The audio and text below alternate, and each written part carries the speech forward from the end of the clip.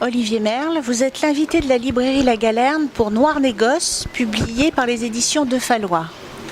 Vous êtes lauréat pour Noir Négoce du prix Océane du roman historique et d'aventure, un prix organisé par La Galerne en partenariat avec la ville du Havre et décerné par un jury composé de 150 personnes.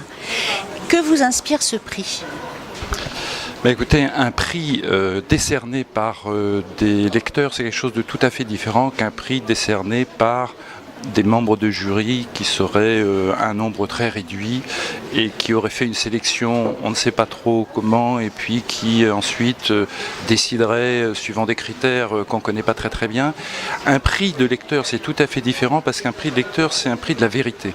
C'est-à-dire que il y a le nombre, il y a aussi la sincérité, c'est-à-dire que les gens disent vraiment ce qu'ils pensent et sans qu'il y ait derrière des attendus ou des choses qu'on ignore.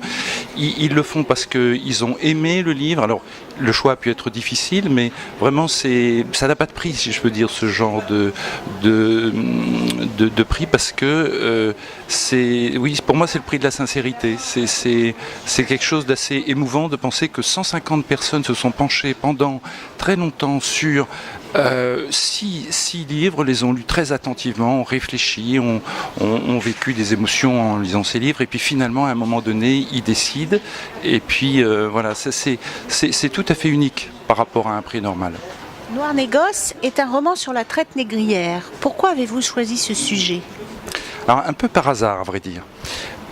Pendant une année, j'ai vécu à l'île de la Réunion. Alors c'était pour mon travail parce que je suis volcanologue. Et pendant cette année-là, alors j'ai passé une excellente année à l'île de la Réunion.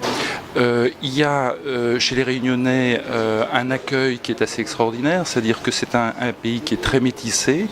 Il y a une identité réunionnaise qui existe, mais malgré tout, quand on s'intéresse un peu à l'histoire de l'île, elle vous ramène toujours à ses origines, c'est-à-dire à l'esclavage.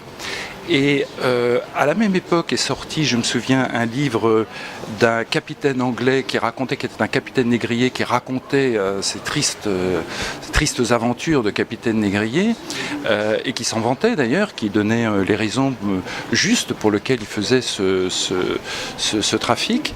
Et je me suis dit, voilà, je suis dans une île où je vois un peu les séquelles, les traces quand même de cet esclavage. Je vois ce livre qui est un livre qui datait de 250 ans et qui paraissait hors du temps et qui justifiait l'esclavage. Et je me dis quand même, j'ai envie d'écrire quelque chose, j'ai envie de m'exprimer moi-même, j'ai envie de dire, voilà, l'esclavage c'était comme ça, enfin le trafic en tout cas, le commerce triangulaire c'était comme ça et c'était pas autrement. Le personnage principal, Jean-Baptiste Clertan, est un jeune homme de 18 ans, frais et moulu de l'école hydrographique du Havre, qui s'embarque en 1777 sur le navire marchand l'Orion au Havre. Le Havre, c'est un hasard ? Alors, c'est un petit peu un hasard, oui, mais pas tout à fait quand même. En fait, quand les gens pensent au commerce triangulaire, ils pensent tout de suite à Nantes, à juste titre. Ils pensent aussi à Bordeaux, à juste titre aussi, et puis on oublie les autres villes. Or il ne faut pas oublier qu'en fait énormément de villes en France se sont livrées au commerce triangulaire. Il y a eu Nantes, il y a eu Bordeaux, c'est vrai, mais il y a eu aussi La Rochelle, il y a eu Marseille, il y a eu Lorient, il y a eu Le Havre, et il y en a eu d'autres.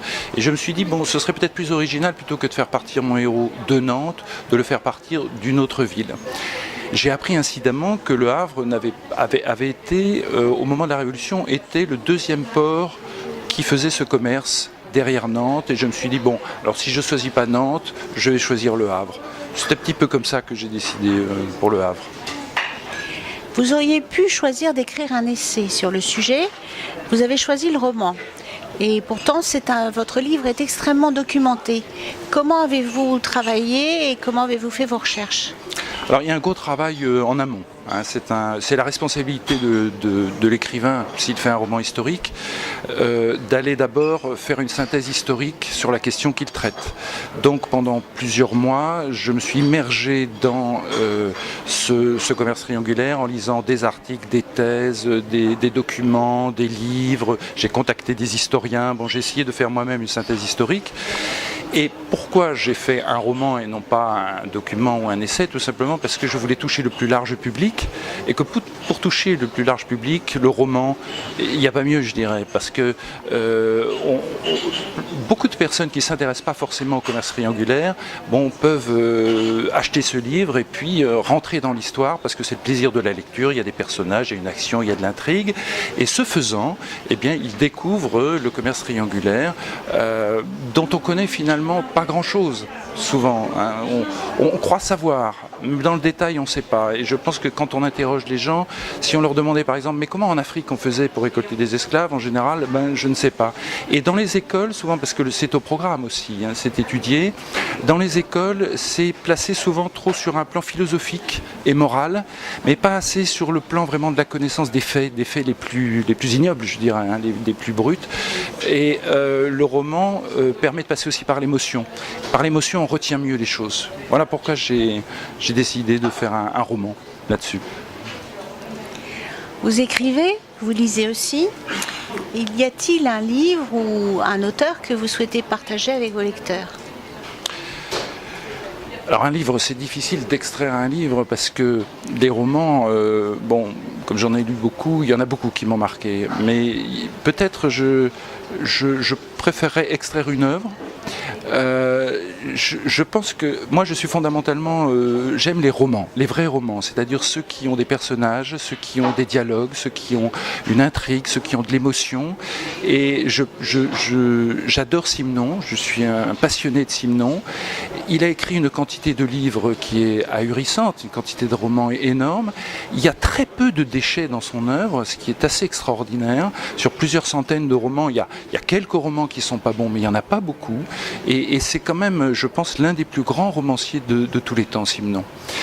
Alors il y a Simenon, et puis si je devais extraire comme ça, si vous me dites, bon mais sortez quand même un livre, alors je vous sortirai un autre livre de quelqu'un d'autre, qui est un livre qui m'a beaucoup marqué quand j'avais une vingtaine d'années que je l'ai lu, c'est le roman de Kafka, Le Château.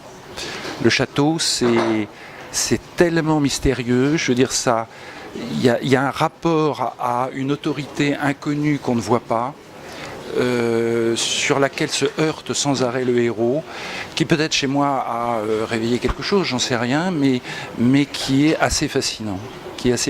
Et on se demande, c'est dommage que c'est un roman qui est inachevé, en fait, il n'est pas terminé, mais je crois que on ne pouvait pas le terminer. Merci Olivier Merle. Merci.